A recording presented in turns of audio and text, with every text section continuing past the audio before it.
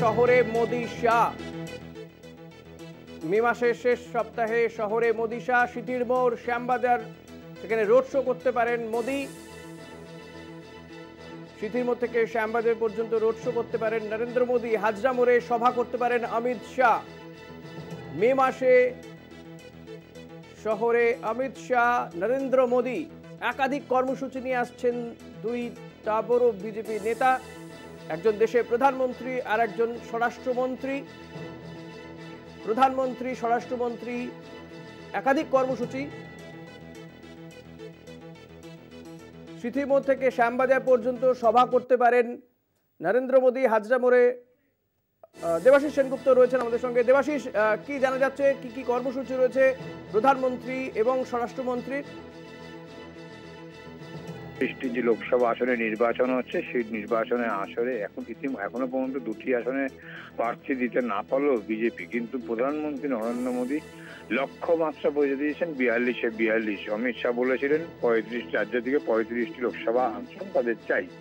এই মর্মে এখন যখন নির্দেশে দিচ্ছে বিজেপির কেন্দ্রীয় নেতৃত্ব, সেখন প্রচার জেলায় যেখানে প্রথম ফেজের ভোট হবে 19 তারিখে, সেখানে যেমন ইতিমধ্যেই প্রচারে ঝড় তুলেছে বিজেপির কেন্দ্রীয় নেতৃত্বরা। সেখানে প্রধানমন্ত্রী এসছেন, স্বরাষ্ট্রমন্ত্রী সেখানে যাচ্ছেন। এর পাশাপাশি কলকাতা এবং কলকাতার সংলগ্ন যে 4টি লোকসভা কেন্দ্র আছে, সেখানেও কিন্তু প্রচারে ঝাঁপাচ্ছেন।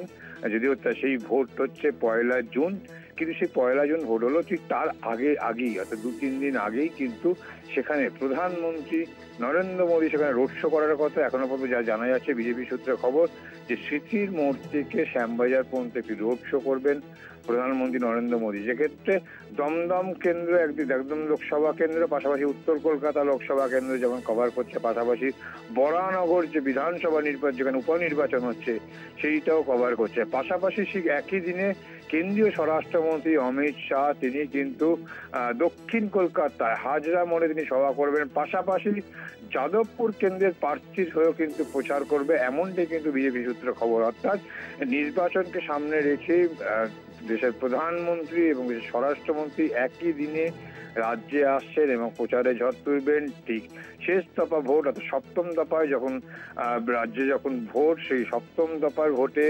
দমদম, একদিকে দক্ষিণ কলকাতা, উত্তর কলকাতা, যাদবপুর, এই কেন্দ্রগুলো নিয়েই কিন্তু তারা প্রচারে অর্থাৎ বিজেপির কেন্দ্রীয় নেতৃত্ব দেশের প্রধানমন্ত্রী নরেন্দ্র মোদী এবং অমিত শাহ একই দিনে একই সঙ্গে দুটি জায়গায় তারা ঝাঁপাবেন, এমনটাই কিন্তু বিজেপি সূত্রে খবর। অর্থাৎ নির্বাচনে যত এগিয়ে যাচ্ছে, অর্থাৎ 7ম দফা ভোটের আগে তাদের প্রার্থীর প্রচারে অর্থাৎ বিজেপির প্রার্থীর প্রচারে তারা সেখানে তারা।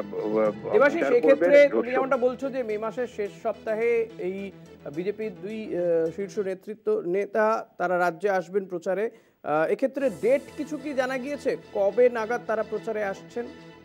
দেখো, তারা প্রচার তো করছেন, 7টা দফাতে বিভিন্ন জায়গায় প্রচার করবে, কিন্তু এই ক্ষেত্রে সভা যেহেতু নির্বাচন 1 জুন, সেই 1 জুনকে মাথায় রেখেই মে মাসের শেষ সপ্তাহে আসবে। এখনো পর্যন্ত ডেট চূড়ান্ত না করলেও যেটা কথা বিজেপির সূত্রে খবর যে 28, 29, 30-এর মধ্যেই কোন একটি ডেটে, আর কেন 30 তারিখ প্রচারের শেষ দিন, তার আগেই কিন্তু প্রচার করবেন। অর্থাৎ 28, 29, 30-এর মধ্যে কোনো একটি দিনে তারা কিন্তু এখানে আসবেন এবং এই কর্মসূচি করবে। এখনো পর্যন্ত ডেট তারা চূড়ান্ত করেনি, কিন্তু সেখানে যে প্রচার করবে দমদম কেন্দ্রের প্রার্থীর জন্য, পাশাপাশি উত্তর কলকাতার প্রার্থীর জন্য, লোকসভা প্রার্থীর জন্য, দক্ষিণ কলকাতা প্রার্থীর জন্য এবং যাদবপুরের প্রার্থীর জন্য, এ বিষয়ে কিন্তু নিশ্চিত হয়েছে বিজেপির নেতৃত্ব।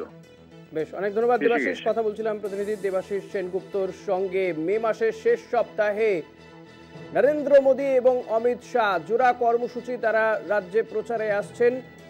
নরেন্দ্র মোদী তিনি যেমন সিটিমোড় থেকে শ্যামবাজার পর্যন্ত রোড শো করবেন, অমিত শাহ তিনি হাজির থাকবেন হাজরা মোড়ে, সেখানে সভা করবেন। দলীয় প্রার্থীদের সমর্থনে প্রচারে থাকবেন নরেন্দ্র মোদী, অমিত শাহ একই দিনে।